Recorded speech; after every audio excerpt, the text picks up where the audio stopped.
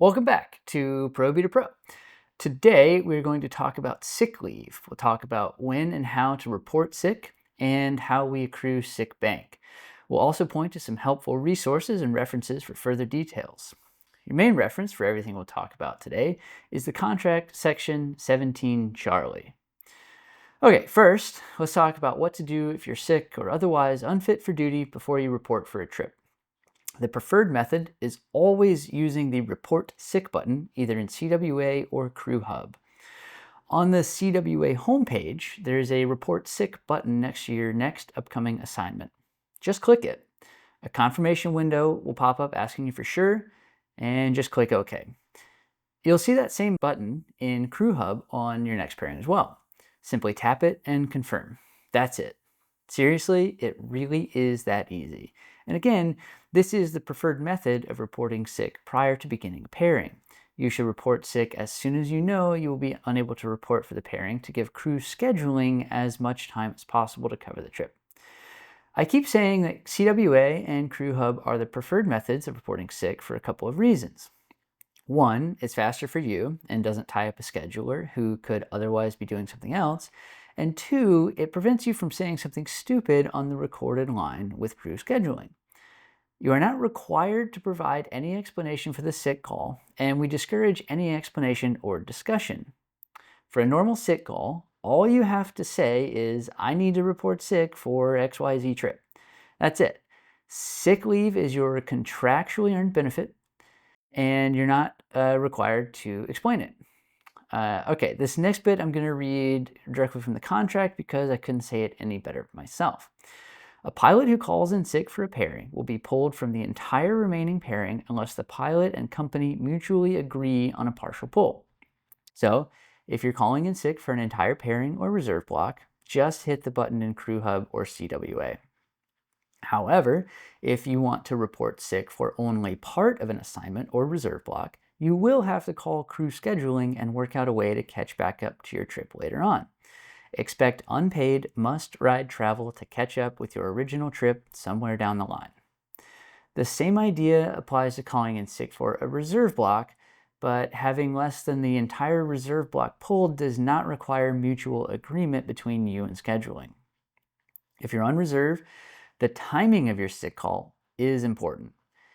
If you notify scheduling that you are sick before you are notified of an assignment, you can use your sick bank to be paid for the rep. However, if you report sick at notification, your RAP will be pulled without pay unless you call your chief pilot and get it pulled with pay for some other reason. Also, the default is for the entire reserve block to be pulled, but you can just have 1 day removed by calling, and that doesn't require mutual agreement.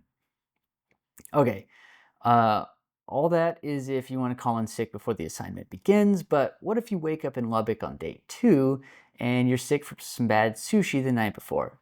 Well, here you'll have to make the phone call. The company will provide unpaid must-ride travel to any Southwest station or let you stay in the hotel another night if you need it. Okay, now you know how to call in sick, but you may be wondering how often you can call in sick, and that takes us to the sick bank. Every time you earn trips for pay, you earn sick trips equal to 10% of the straight credit of the flying that you did. Premium credit does not accrue sick bank. So if you fly about 100 straight trips per month, you'll earn around 10 sick trips per month. The exception is if you get JA'd, you'll accrue sick bank at the full value of that JA pay. These sick trips are accrued in what we call the sick bank. You can accrue up to 1,600 sick trips, and each time you call in sick, those trips are taken from your sick bank. When I first started here, I wasn't really sure when it was okay to call in sick and when it wasn't. Here's the bottom line. Pilots can be unfit for duty for many, many different reasons. It is not only your contractual right, but also your responsibility to stay home when you are unfit to fly, regardless of the reason. That being said, it is also important to have sufficient sick bank saved if you ever need to go out on extended leave. SWAPA Benefits generally recommends keeping a minimum of around 200 sick trips, but your needs can vary greatly depending on your specific situation. Please call your rep or email the Benefits Committee at benefits@swapa.org if you have any questions. Seriously, our benefits pilots and staff are great. They love hearing from you guys and they love getting to explain this stuff.